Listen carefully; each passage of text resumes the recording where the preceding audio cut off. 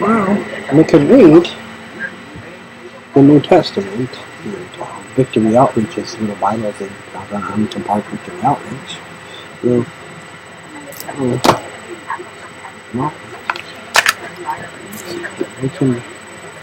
Well, we can read Dr. Greg Laurie's The Greatest Stories Ever Told. Well, there we go. You can read Dr. Benny Hinn. Your real one, not mine. We can do that.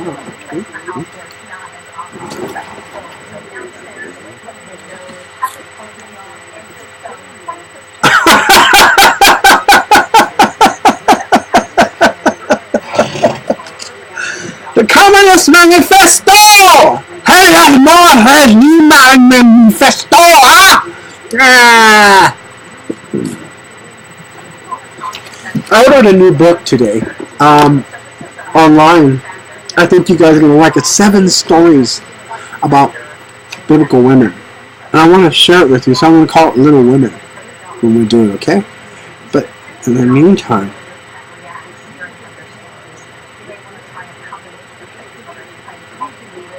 my name is d.Harper. I used to call me Sweet back in the days. I don't like to be called that.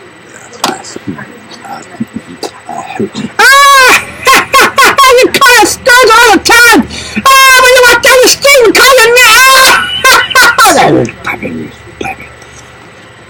I don't see what the problem is.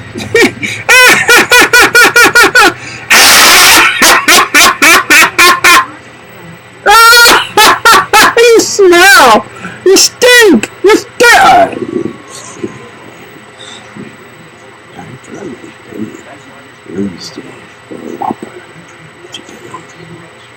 Yeah? It's College Classic Campus Hits. Merry Christmas! And since I began writing this article, this one's a long one. Maybe a 2-parter. I've had some difficulty deciding what to include and what not to include. For example, I thought about explaining how the wicked one is currently working in the church and the media to shape the mentality of this generation in preparation for his appearance as the Antichrist. And however, whether that be the truth or not, and it is the truth, very much so. Felix? However, that is not pertinent to my purpose here. I have barely taken you past the first decade of the 20th century. How can I expect you to understand how the wicked one is working right now if you are not aware of how we got to right now? How do we get to right now? How do we do that? Oh, you know how we did it. Therefore, I won't explain how Hal Lindsey's phenomenal bestseller, The Late Great Planet Earth, 100 million copies sold? You've got to be kidding. I have that book. Oh, you do? Yes, I read it.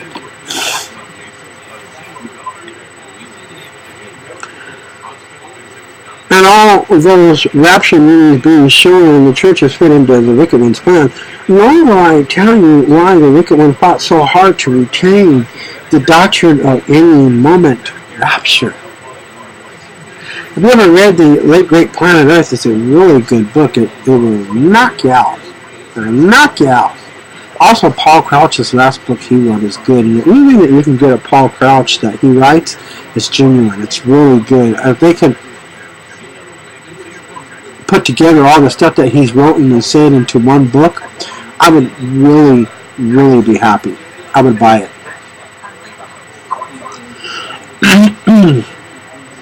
I also thought about giving you more detailed explanation of the events that will lead up to the wicked one's appearance, but that would serve little purpose if you are not fully convinced of what I have told you here. So I'll explain all that another time as well after you've had opportunity to form an opinion as to whether or not the house message is true. I think that the wicked one's going to appear by taking on the image of humans. I believe they're aliens. I believe demons are known as aliens now, and they belong in another creation somewhere else that God created, and they know how to come over from the second heaven to the first heaven from the third heaven. The Lord being the third heaven, that's a whole different place, I believe, a whole different creation, and I believe the first heaven. But I do believe he's going to let that third heaven go, and I believe that all those creatures aren't going to exist anymore. And I do believe that they're going to exist in heaven on the throne with God. I don't know how big that throne is, but so when we go to heaven to see the Lord, we'll see those creatures there. They will be in total abidance to the Lord. We won't have to fear them or worry about them. But I guess we can pet them. I don't think we're probably supposed to do that. But I do believe that he had another creation before he created us, and I don't believe they're humans. And I believe that Satan was part of that creation. I believe he fell from heaven, cast down to earth, where he will burn, and the rest of those who are intended for heaven but fell will burn in hell. So we'll take on our appearance, meaning if Kennedy is to be the Antichrist, he will rise up from the dead, and he will be the Antichrist in Kennedy form and say, hey, I'm back to life, I'm Kennedy. Or anyone else assassinated. Okay. I also thought about giving you a more detailed explanation of the events that will lead up to the wicked one's appearance, but that would serve little purpose if you are not fully convinced of what I have told you here. However, there is one thing I feel I should tell you. When I say things like Darwin's dumb doctrines and the wicked one's stupid system, I do it only because I like alliteration. I'm kidding. Actually, I am mocking and the stupidity of ignorant men because God has called me to do that. Or he's being facetious. Okay, biblical sarcasm.